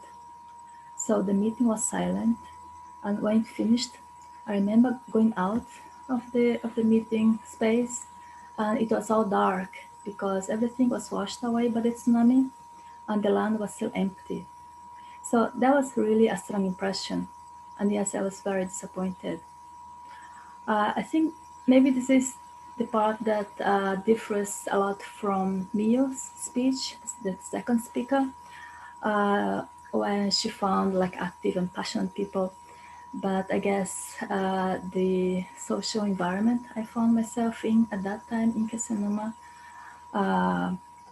was very, very passive and very, very down psychologically.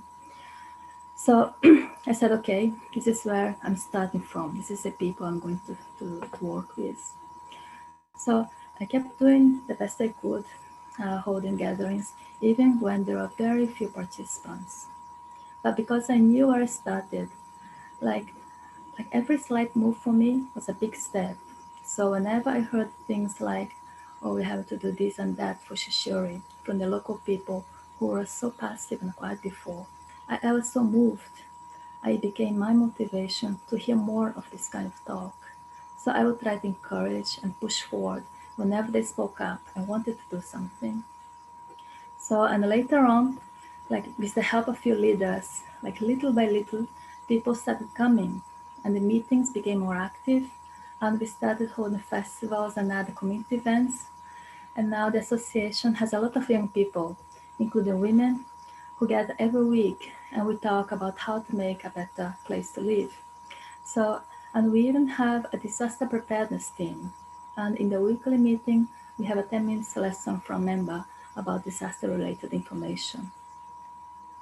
So, When I was working in the international field, I had the exact same focus, how to make people engaged and eager to work on the project and not just be a passive beneficiary.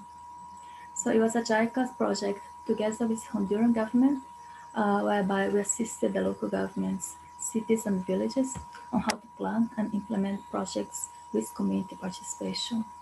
So yes, we have to get people engaged. And I think we cannot take for granted active citizens because for me, they are rather the minority.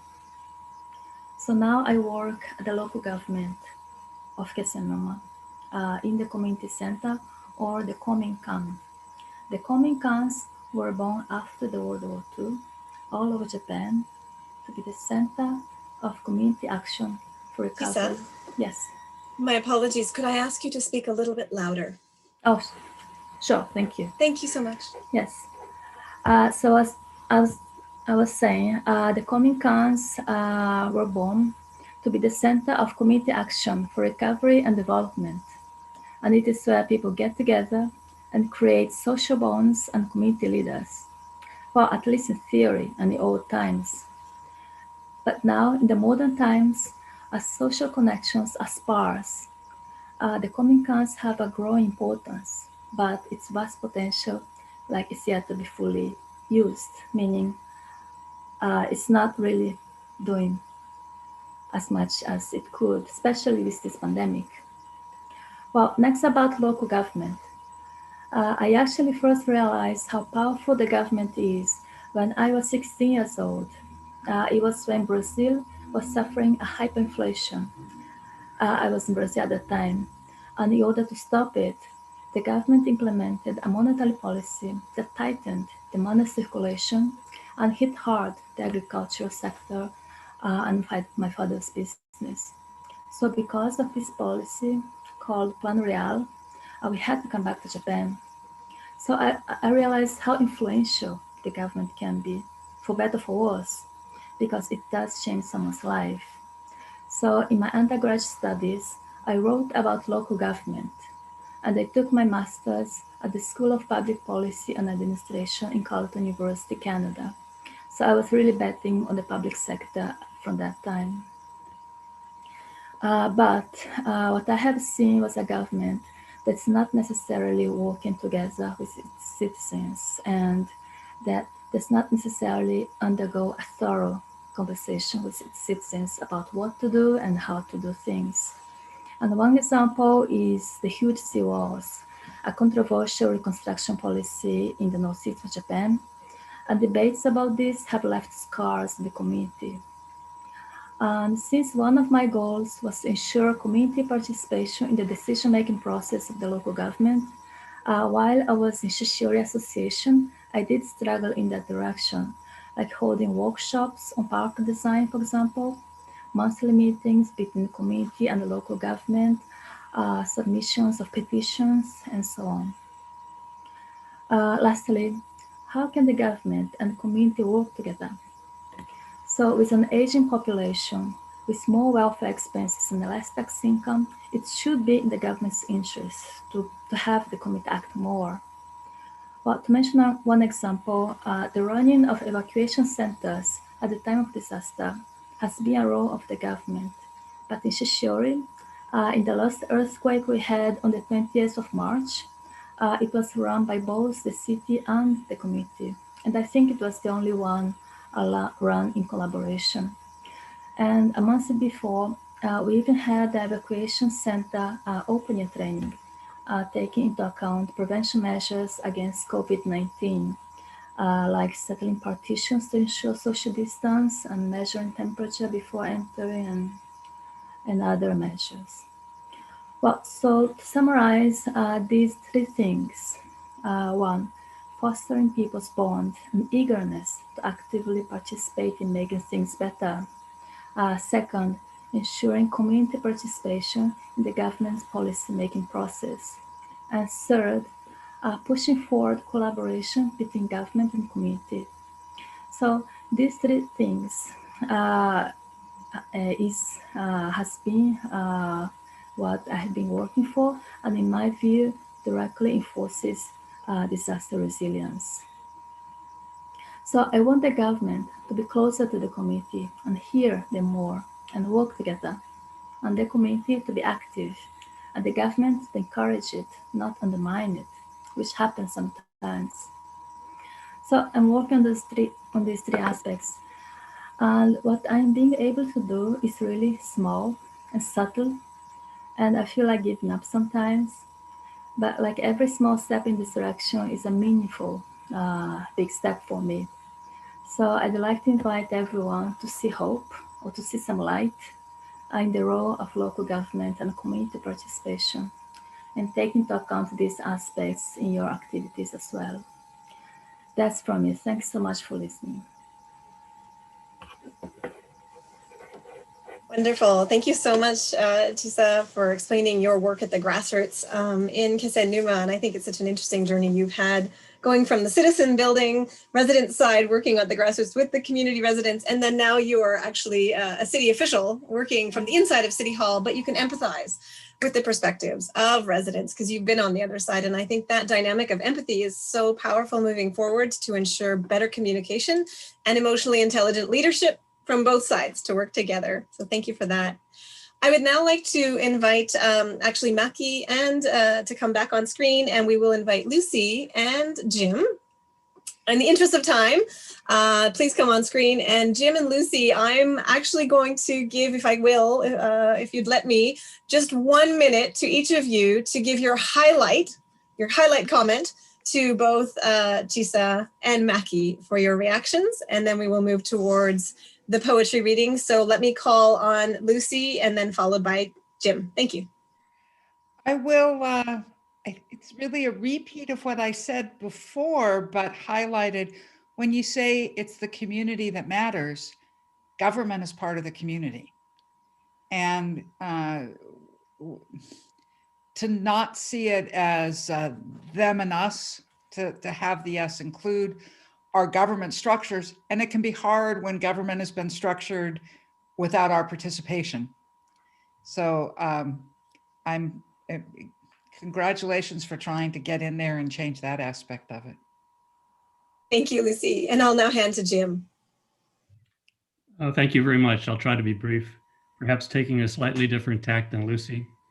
Maki, if you die and don't have any good enemies, you haven't done a good job. Always die with having enemies. You don't have to please everybody. Work with government, try to be part of the government, but remember, governments will never tell you the whole truth. We're winning in Vietnam. Saddam Hussein has weapons of mass destruction. COVID will be gone in 3 months. All of these things are in my memory. Keep an eye on the science. That's very important in this period. Citizen science. Watch that Fukushima plant. Thank you very much. Wonderful. Thank you both, Lucy and Jim, for these seed insights that I think are so well encapsulating what we need to remind ourselves as we move forward. We are so fortunate to now present a beautiful poetry reading by Kaede Nagashima about the real-time experiences of the events of 3/11 shared from the perspectives of children and youth in Fukushima. This will be performed in Japanese. For English language listeners, you can follow on the English language channel to the reading by our interpreters of the poetry translation. We will also be sharing it in the chat window. I would now invite Megami to please kindly introduce our poetry reader. よろしくお願いいたします。これまでのストーリーテリングとはまた違い、この後は詩の朗読のパフォーマンスです。話してくださるのは長島楓さんです。彼女は福島市出身で、現在は東京に在住しています。福島の高校生朗読サークル種まきうさぎの朗読メンバーとして活動を開始したのがきっかけでした。全国で朗読や意見発表などをする、福島の現実を伝える、雇用ボランティアをしたり、福島へのスタディグループのスタディツアーへの引率をしたり、またマーシャル諸島の島民との交流や戦争体験者への聞き取り調査、交流なども多彩なことを行ってこられました。福島のこの高校生による朗読の活動はドキュメンタリーの種まきうさぎ、福島に向かう青春として各地で放映されています。それでは長島楓さんの詩の朗読です。めぐみさん、ありがとうございます。今回朗読する詩は震災当時、福島の浜通りから避難した小中学生の作文が元になっています。この詩は国語の先生をしていた佐藤淑子さんが震災時の子どもたちの本当の声を少しでも聞くことが大切ではないかと考え、作文を詩に起こしたものです。4部構成になっていて、それぞれが別の人物になっています。小学生が未曾有の震災をどのような心情で過ごしたのか、ぜひ思いを描きながら聞いていただければ幸いです。では、聞いてください。当たり前の生活を。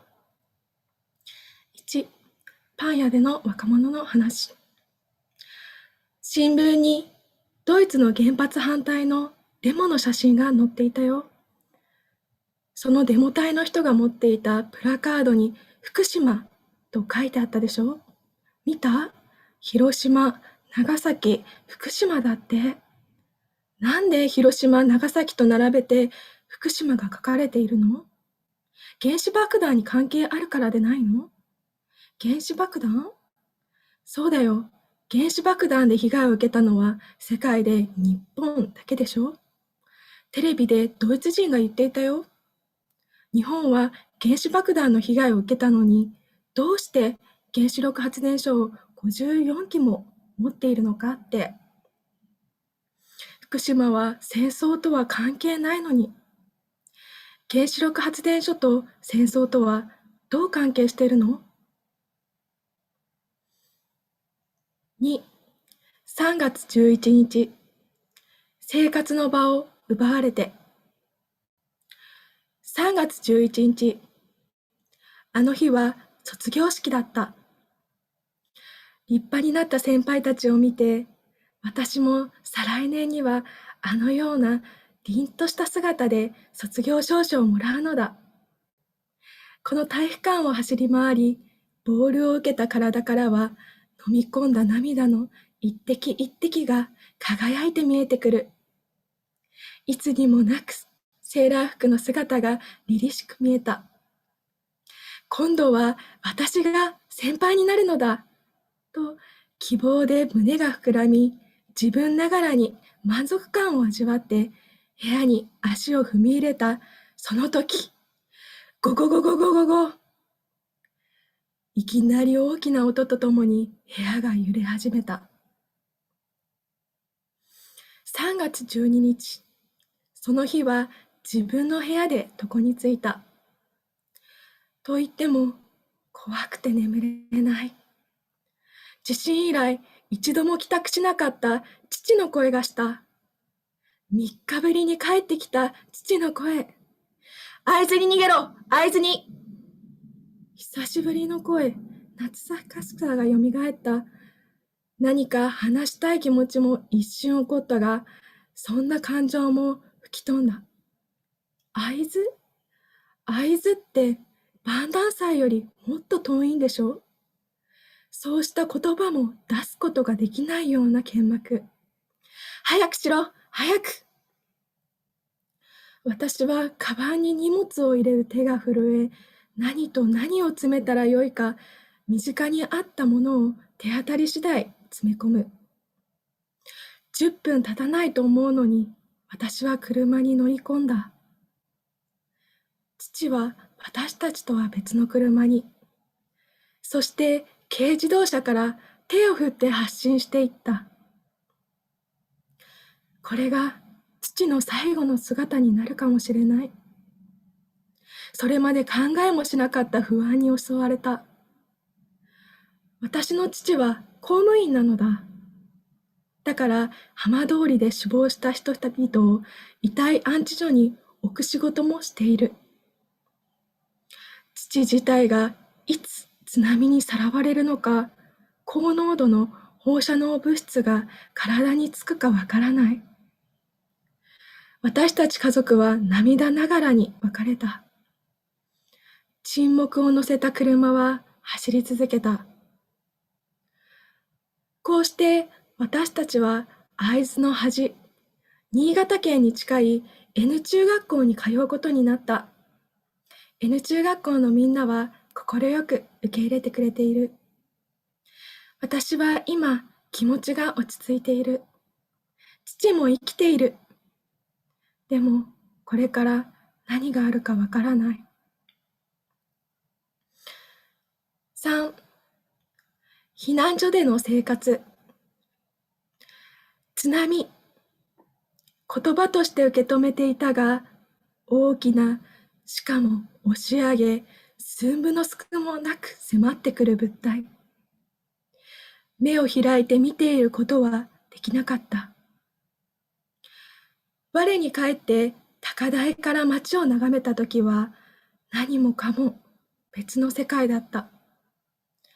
傾いた屋根、柱を残した暴漠とした平地、泥地。私たち家族は S 中に避難した。そこには家ごとさらわれた私たちの友達もいた。夜はストーブがついていても寒く、トイレの水はなくなり、外の仮設トイレに行くしかなかった。1日目と2日目とは弁当だったが、3日目からは硬い、冷たいおにぎりと薄いカブの漬物3枚。お汁は冷えていて、お椀に半分以下。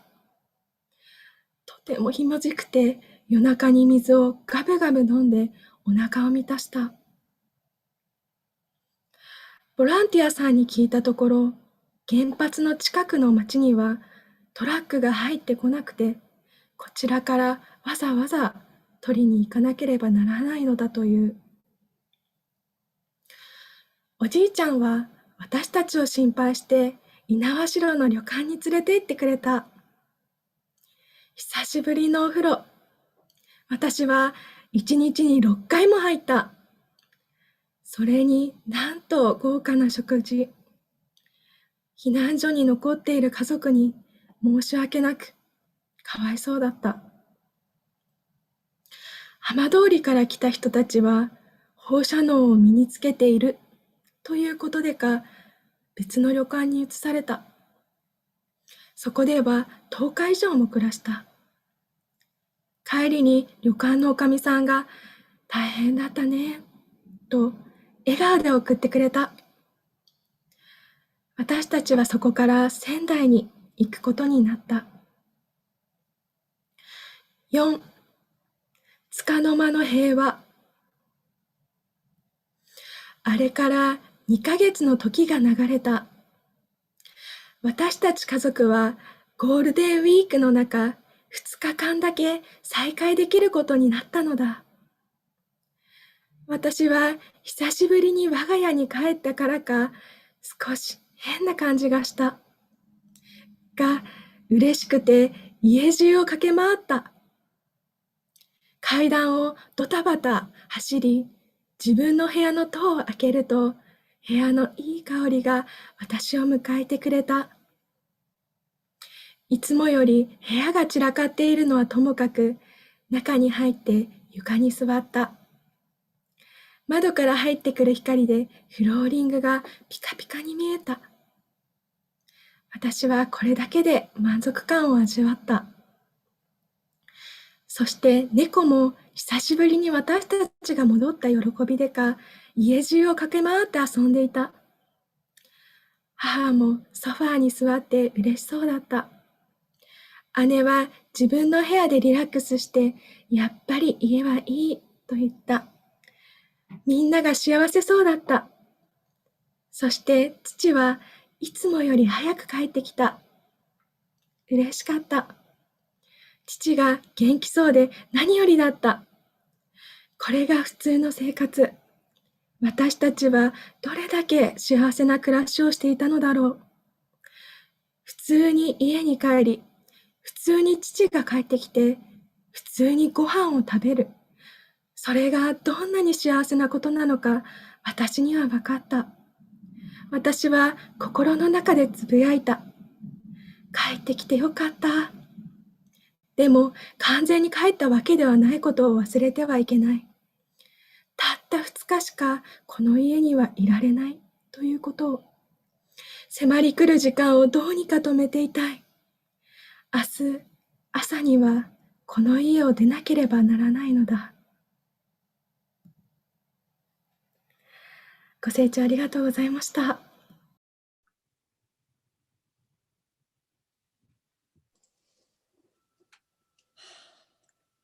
Thank you, Kaede, for such a wonderful experience to be brought back into, I think, what people were actually experiencing and the emotions they would have been feeling in the events.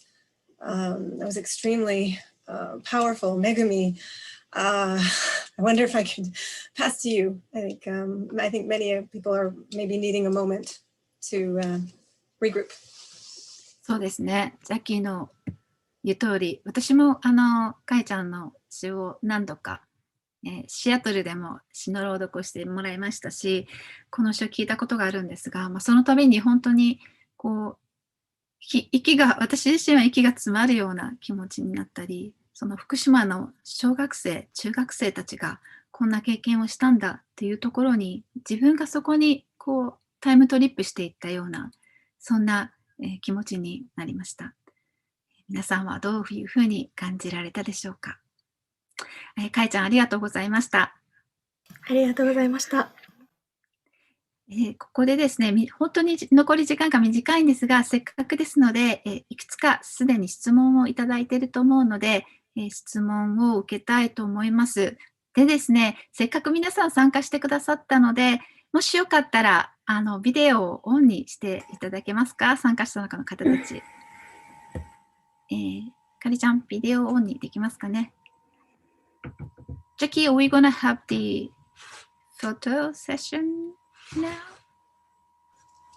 And as we prepare to select the first question, we would also invite all participants, everyone listening in today, to join. So we may, for those who feel comfortable showing their face, we would like to take a photo to commemorate today's wonderful event with all of your participation. Do, if you feel comfortable, turn your videos on and we can take a moment to take the photos. And I will maybe give the call instructions for 1, 2, 3 cheese. And we have many people on the call today, so we might need to do it 3 times to get all 3 slides. So our staff for Women's Eye will help support on taking the photo. If everyone is almost ready with their cameras on, maybe I will begin. So if everyone could please make a nice pose as you wish, looking at the camera, and we'll take the first photo. 1, 2, 3. Cheese. Okay. And we will do one more. 1, 2, 3. Cheese. And one last time. 1, 2, 3. Cheese.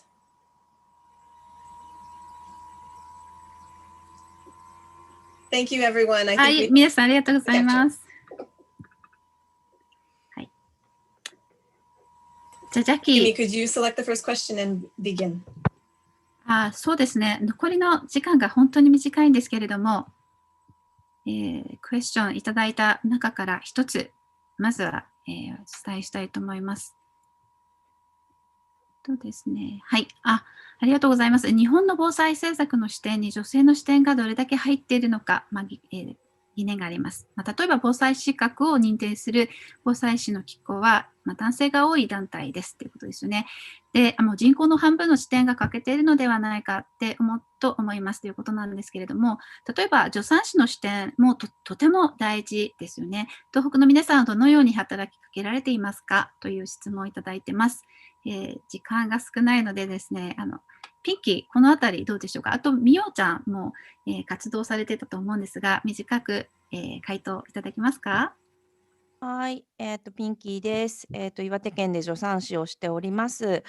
私たちは今日視聴してくださっている中にも、陸前高田市で防災士をしている、武蔵野美和さんという震災をきっかけに防災士の資格を取った、方から防災講座を私たちも受けて、私たちの、サロンに来るお母さんたちに乳幼児の、子供を持ったり妊婦さん向けの防災講座っていうのを行っています。で、やはり家庭のその公助、行政だけに頼らない自分の家庭を自分たちで守るんだとか、あとやっぱりそういう政策決定の場に出ていこうっていうことは常々お母さんたちにもお話ししたりとかっていうことで、講座を小さいながらやっております。はい。これからもっと必要なことだと思っています。以上です。そうですね。ありがとうございます。はい。みおちゃんどうですか？ Okay, yes, definitely we're lacking women's point of view. And recently I was quite amazed in a way to find out the 40 members of the disaster preparedness committees in OTT is all men. So, and when we asked about that, and their excuse was, we had one woman, but she was old, so she quit last year. So I was like, yeah, well, you had one woman to begin with. So that doesn't really count as an excuse. But anyway, but at least as a head of the organization, I've been invited to many of the community organizing the conferences in the local government, and very often I'm the only female. So right now I'm using my voice to raise awareness, to point out to the men in the room, said, hey, do you see this? Something wrong with this picture, that I'm the only woman? And I am outsider, although I live in Otsuchi, so I cannot represent all the voices of women. So not for the disaster preparedness committee, but at a different committee, since the mayor was present, I raised the issue about a year ago. And at the end of this fiscal year, we just had a meeting too. And I say, hey, I pointed out this issue the beginning of last April. I don't see anything happening. So I see you, Mayor, here. So I'm asking you to increase the numbers of women. So at the next agenda for the next meeting, they are going to increase the number of women. So I think that's the least I can do since I'm in a position to raise my voice. So I think a lot of women who are here are in the position as well. So I feel that I'm privileged to be in the position, so I have to do it, but still it's a long way to go, but it's beginning. So I'm going to continue to push through some of the doors for other women. And also, just like Pinky said, we also have to empower women to participate in those meetings too, because there's a lot of times when we invite them, they're too shy to be involved. But just like men needed some of the practice to speak up at those meetings, women also just need some of the practices as well. So, but hey, we got this many women in Tohoku, that's powerful. So I think the change will come. そうですね。みおさんありがとうございます。はい、ここにいる私たちももっともっと声を上げていこうということを常に言っていますし、そのやり方をもっともっと、今日はストーリーテリングでシェアしました。そういうやり方もぜひシェアしていきたいですね。はい、Jackie, could you just pick one question and then we might have to close space. ごめんなさい。ジャッキー、すいません。英語を喋ってしました。ジャッキー、じゃあ一つ質問を選んで、その後、そろそろお時間となります。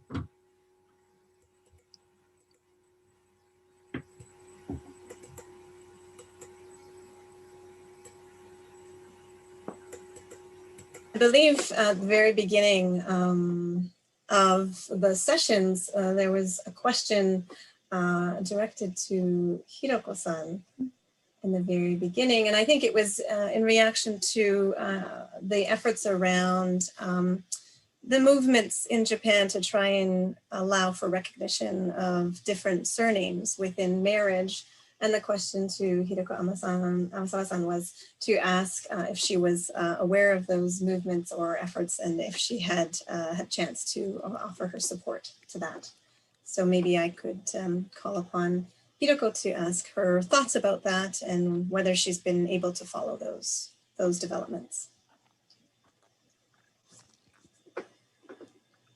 そうですね、今やっぱり世界中で多分議題に上がっていること、そして日本でもかなり話題になっている課題だとは思うんですけれども、まずはやはり今過ごしているその母親というか女性がやっぱり自分自身に自信を持つことがとても必要なのではないかなと思っています。私はやはり代表が主人で、その後ろで支えていくような自分ではそういうタイプだなとはずっとは思っていたんですけれども、やはりロサンゼルスの研修に行った時に自分自身を出していかないとなんとなく自分の中で生きている感じがしないなっていうのをすごく感じました。そして自分の存在意識ではないですけれども、やっぱりそういうところで自分自身に自信を持つっていうきっかけとして、こういう、夫婦別姓制度とか、そういうことにつながっていくことでもあるのかなとは思うので、まずは本当にミオさんも前言ってたと思うんですけれども、やっぱり大人が楽しむことによって、やっぱり子どもたちにつながっていくことでもあると思うので、まずは今を生きている私たちが自分自身に誇りを持って暮らしていくことがとても重要なんではないかなと思いました。はい。ひろこさん、ありがとうございます。はい、ロサンゼルスの研修から帰ってきて、名字が変わったんですよね。そうですね。それは思い切ったことではないですか、その決断としては。いや、本当に田舎ではですね、特にだと思うんですけど、あれもしかして離婚したのかなっていう周りのざわついた感じがあったんですけど、逆に私はそのざわつき加減がとても面白くてですねなんというかやっぱり自分自身で違和感のあることだったり、そういうことを田舎だけども出していけるようなやっぱり地域にしていかなければ、これから育っていく子どもたちがますます芽が出ないような感じになってしまうなと思うので、本当にいろんな大人がいていいんだというか、それこそ多様性な社会っていうのをやっぱり子どもたちにも伝えていきたいなとは思います。はい、ありがとうございます。実はもっとクエスチョン、ご質問に答えたかったんですが、すみません。ちょっと時間をオーバーしてしまいました。すでに5分オーバーしてしまっていることをまずお詫び申し上げます。で、最後にですね、閉会のご挨拶をして、今日はこれまでとしたいと思います。本当に本日は日曜日の朝にもかかわらず、あるいはアメリカだと土曜日の夜ですね。世界中の方たち、この時間に、ここの場所に集まってくださり、本当にありがとうございました。この一人一人のストーリーテリング、物語を通して、女性たちが、被災地にいる女性たち、あるいは復興に関わってくる女性たちも非常に多様だということ。で、それぞれが本当に一人一人違う困難に出会って乗り越える、あるいはその困難を抱えたままでも進んできている。そういうことで地域のレジリエンスを、高めているんだ。自分のレジリエンスも高めつつですね、そういうことが伝わっていると嬉しいなと思います。はい、今日参加してくれた、登壇してくれた6人の女性たちありがとうございます。そして、コメンテーターのお二人、デイシーさん、ジムさん、本当にありがとうございます。重ねてお礼を申し上げます。では皆さん、最後拍手で終わりたいと思います。また近いうちにお会いいたしましょう。ありがとうございました。事務局からお知らせがあると思います。由美子さん。アンケートの画面を映していただけますか？そうですね。皆さん、ぜひですね、アンケートにご協力をいただきたいと思います。登壇者へのメッセージもぜひそちらにいただきたいと思うので、由美子さん、お願いします。ごめんなさい。画面を、ジャッキーさん画面を QR コードがあるので。はい。ちょっと準備させてください。はい。皆様、また後ほどメールでもアンケートを送らせていただきますので、ぜひご感想ですとか、今日の登壇者の方々へのメッセージ、お寄せいただければありがたく存じます。お時間過ぎておりますので、ご退出なさる方はどうぞご退出なさってください。お時間ある方は今から画面に QR コードが出ますので、それを見ていただいてアンケートにご記入ください。So we will show you the QR code of the questionnaire. So please, yes. Thank you for your cooperation. We would like to hear your thoughts. So the QR code will lead you to the Google form, and you can put your comments in English and Japanese, and we would love to connect with you further once we've heard your thoughts about today's event. はい。最後ちょっとQ&A の時間も足りませんでしたので、ぜひコメントやメッセージお寄せください。ありがとうございます。ありがとうございました。はい、失礼します。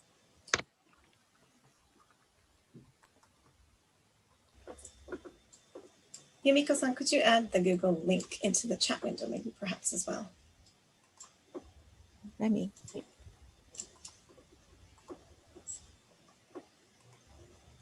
Google Docs のリンクをチャットウィンドウに共有しましょうか。Okay.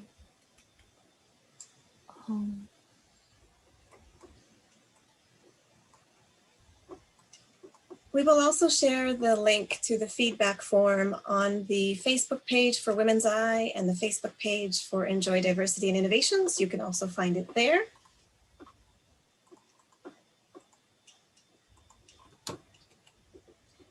We're so grateful. We've been 100 people who have stayed right through to the end. Thank you so much.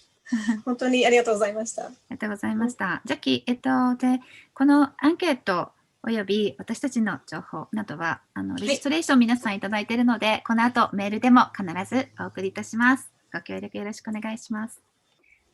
You can connect with us at the following contact points on social media and websites listed on the screen. So I will leave this up for another minute or so. So, Hikari, can we just finish? Thank you, everyone, for your participation today.